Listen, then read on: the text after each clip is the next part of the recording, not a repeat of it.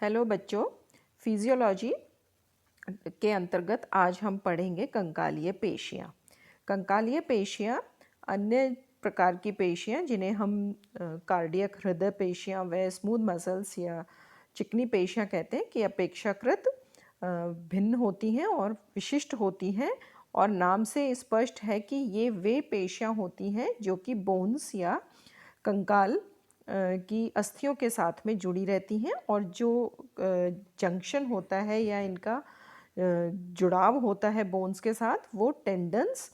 के द्वारा होता है, जो कि कोलेजन फाइबर्स का एक समूह या बंडल होते हैं। अगर हम संरचना के रूप में देखें तो कंकालीय पेशियाँ कार्डियक और स्मूथ मसल्स की अपेक्षा इनमें स्ट्राइप्स पाए जाते हैं, जिससे कि ये छोटे छोटे पार्ट्स में डिवाइड होती हैं, और इसलिए इन्हें रेखित पेशियाँ भी कहा जाता है। और क्योंकि प्रत्येक मसल फाइबर अनेक खंडों में विभाजित है और प्रत्येक खंड में अनेक केंद्रक उपस्थित होते हैं, तो संरचना के आधार पर कंकालीय पेशियाँ रेखित व मल्टीन्यूक्लिएटेड अनेक केंद्रकों वाली होती हैं। और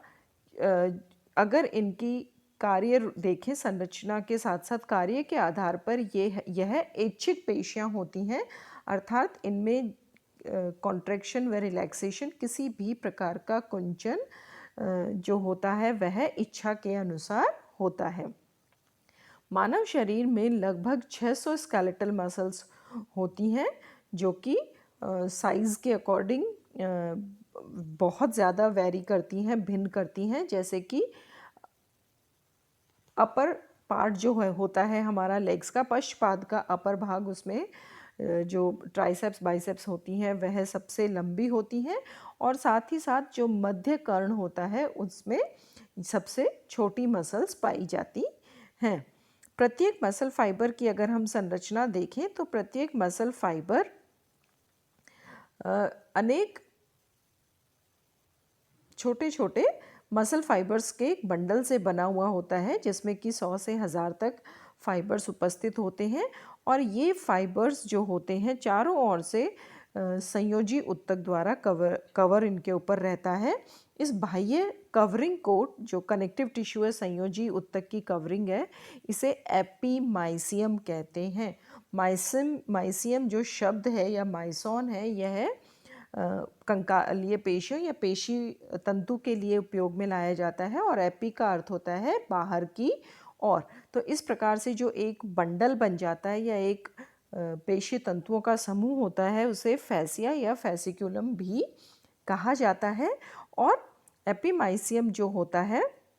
यह मसल्स को कंपार्टमेंट या छोटे छोटे खंडों में विभाजित कर देता है, और इस प्रकार प्रत्येक खंड उस फैसिया के अंदर की ओर जो छोटे छोटे खंड पुनः विभाजित हो जाते हैं, और प्रत्येक खंड के चारों ओर पेरीमाइसियम उपस्थित होता है, कनेक्टिव टिश्यू की जो कवरिंग है। और इसी प्रकार उस फैसिक्यूलम के अंदर की ओर एक मसल फाइबर, एक पेशी कोशिका जो है उसके चारों तरफ जो कवरिंग रहेगी कनेक्टिव टिश्यू की, उसे एंडोमाइसियम कहते हैं। जैसे कि हम इस संरचना में देख सकते हैं कि किस प्रकार से ये अस्थि है। अस्थि से यह पेशीय संरचना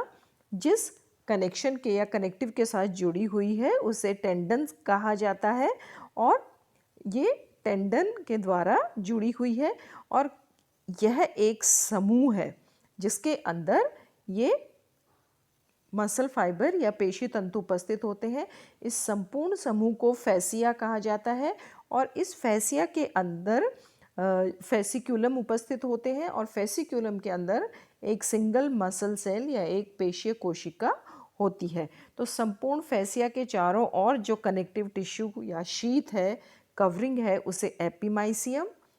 एक फैसिया के अंदर जो एक सिंगल फैसिक्यूलम है उसके चारों तरफ जो कवरिंग उपस्थित है उसे पेरीमाइसियम, तथा फैसिक्यूलम के अंतर्गत प्रत्येक पेशी कोशिका के चारों ओर जो उपस्थित होगी वह होगी एंडोमाइसियम। इस प्रकार से पेशी तंतु 3 विभिन्न प्रकार की कवरिंग या कनेक्टिव टिश्यू द्वारा आवृत रहते हैं। अगर हम पेशीय जो कोशिका है या कंकालीय पेशी कोशिका है, अन्य पेशी कोशिकाओं की प्रकार या अन्य कोशिकाओं के समान बहुत ही कोमल व फ्रेजाइल अर्थात आसानी से डैमेज होने वाली कोशिका होती है और इनका मुख्य कार्य जो होता है वह होता है कंकालीय जो भी संरचनाएं हैं उनमें किसी भी प्रकार की गति या उनमें किसी भी प्रकार का मूवमेंट करना। और जो कनेक्टिव टिश्यू की लेयर्स हैं जिनमें कि मुख्य रूप से पेरीमाइसियम है, वह पैसेज होता है ब्लड वेसल्स और नर्व्स के लिए, वह मुख्य रूप से पैसेज होता है या अवकाश होता है।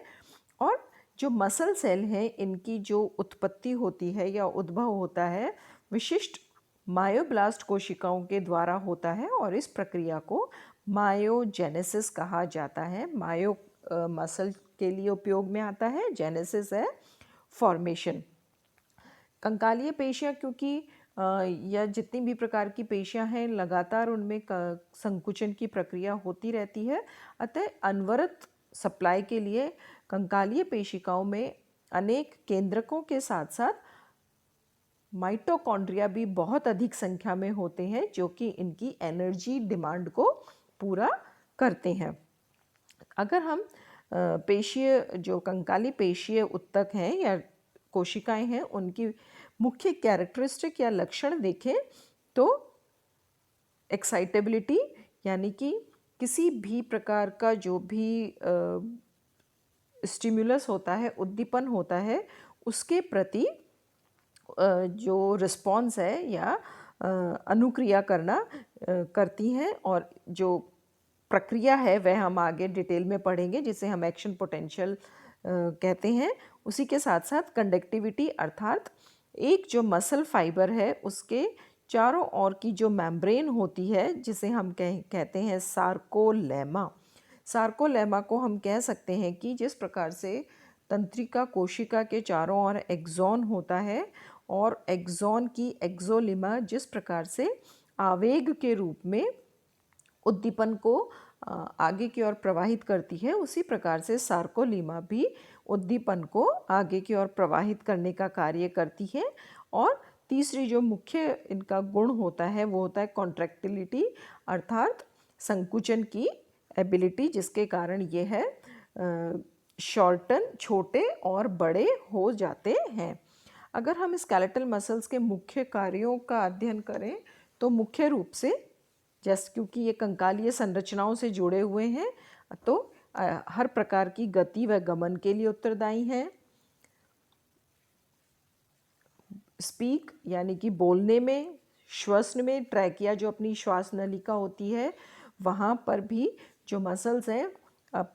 बोलने में सहायक होती हैं। भोजन को निगलने में, कंकाल तंत्र की मुख्य संरचना होने के कारण